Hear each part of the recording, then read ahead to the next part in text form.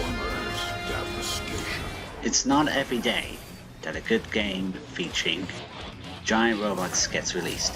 It's not every day that a good Transformers game comes out.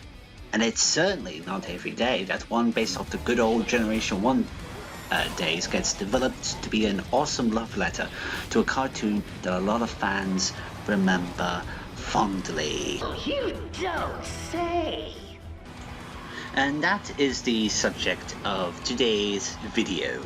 Hello everyone, welcome to my first Ginger British Mecha Geek video. I am your host, G2 Battle Convoy, and today we're going to have a look at Transformers Devastation. So, what is Transformers Devastation all about? Well, Devastation was actually a game developed by Planet Games and published by Activision on the 9th of October 2015. An action spectacle fighter game in the vein of Bayonetta, the game essentially takes place in a loose adaptation of the original 1984 cartoon's continuity. So, what's the story for this particular game? The game begins in New York City, where the Autobots investigate an Insecticon swarm. You know, those look like robots that could munch on anything. Greedy cockroaches, and a strange appearance of giant claws bursting out of the pavement. Optimus Prime suspects that Megatron is somehow involved in this, and he's soon proven right, when Megatron reveals that he plans to use the ancient Cybertronian spaceship buried underneath the city to reforge Earth into a second Cybertron. And so the Autobots must race against time to stop Megatron and his Decepticons from dooming Earth. Translation: use the Autobots' awesome weapons, powers, and ability to transform and roll out to slaughter an army of Decepticons. So to do this, the game gives you 5 Autobots to play as. The powerful and skilled Optimus Prime, the small and scrappy Bumblebee, the sleek and ninja-like Sideswipe, the tech-savvy and well-equipped Wheeljack, and last but not least, the slow but amazingly tough king of all Dinobots, Grimlock. Each Autobot can equip a variety of weapons, all of which can be upgraded by fusing with other weapons. So, your loaded out can consist of a broadsword, a hammer, 2 busters, and a shotgun, as well as whatever buffs you can apply thanks to tech modules. Now, the game's levels take place in fairly open large maps, which the player can actually explore at their own discretion, while also taking their time to complete the actual story. Now, throughout the actual level, there are several opportunities to gain fresh loot in the form of weapons or items, all of which can be accessed in the inventory, or in the case of weapons, actually accessed in the ARC shop, where you can actually equip the weapons themselves. Now, the idea is that the more powerful weapons that you have, the more powerful your Autobot is in terms of combat, and that's not even getting into how the stats work. So, one way you can actually earn new loot is to actually complete side missions in addition to the main story.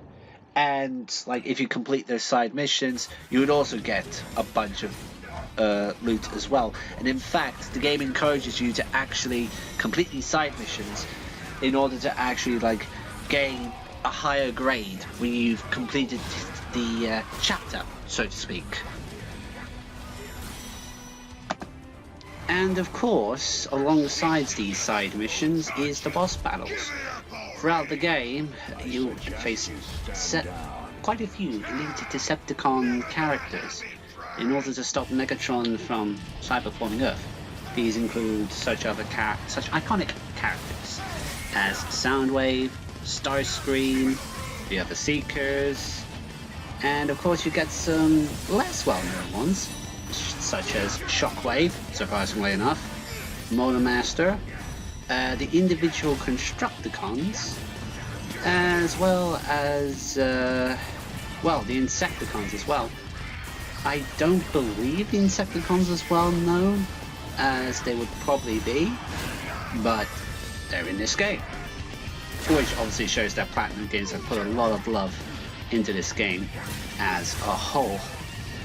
Now the idea is that each boss takes place in a little arena, and the idea is to actually quickly whittle them down, and the faster you naturally take them out, there is a potential for a higher score as well. Of course, that's not even getting into the second kind of boss battles that you can have, and that is with the Combiners. Now, in Transformers lore, Combiners are explained as a group of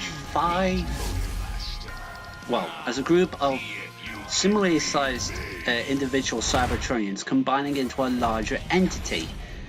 Now, there actually depends how Combiners came around, but in the original Generation 1 cartoon, they were explained as creations of Vector Sigma, which is potentially the most powerful supercomputer on all Cybertron. Now, because they're so big, they actually feature as some of the more literal titanic boss battles in the entire game. What you're watching right now is a boss battle of Menasor, who consists of not only just Motor Master, but his 5 Stunticon lackeys below him. There's also another boss battle in the form of Devastator, and that's kind of preceded by separate boss battles made out of the individual Constructicons. Now, what's interesting about these boss battles is that they not only have like a massive health bar that you have to whittle down, but they also have like multiple phases. For example, Menasor gets a lightning sword, akin to Force Hammer. And yeah, I didn't do a good job of actually mitigating the damage.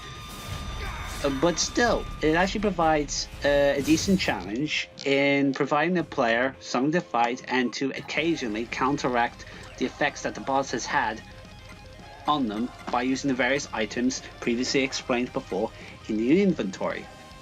And combining this with the various attributes that the Autobots themselves may have, they actually turn out to be quite fun.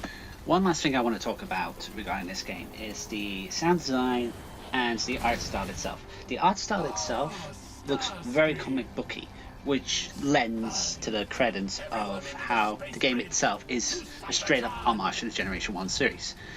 Now, the music itself is essentially an homage to, the various rock bands that actually allows their songs to be used in the original 1986 movie. And that in itself is a service. Now, a lot of the original voice actors from the original Transformers cartoon actually do reprise their roles here. And combined with the frantic action and like the various mythology and nods and winks to the actual Transformers franchise as a whole, and the final product is this absolutely amazing homage and a decent game all around of like a franchise that's been around for up to 40 years. Actually, yes, for nearly 40 years. It's like 36 right now, but who gives a crap about specifics?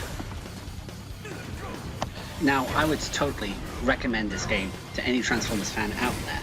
But unfortunately, if you wanted to get a digital copy, you're out of luck, because some legal deal stops them from producing digital copies. But you can still get physical copies. And if you're lucky, you might be able to get a still valid code for some cosmetic DLC that they actually released just when the game was released. And that's pretty much all I have to say on this particular homage game. But it's actually pretty fun to play at times. My name is G2 Basil Convoy. I am the Ginger British Mecha Geek, and I'll be signing off. To all R1 and all Autobots, transform and roll out.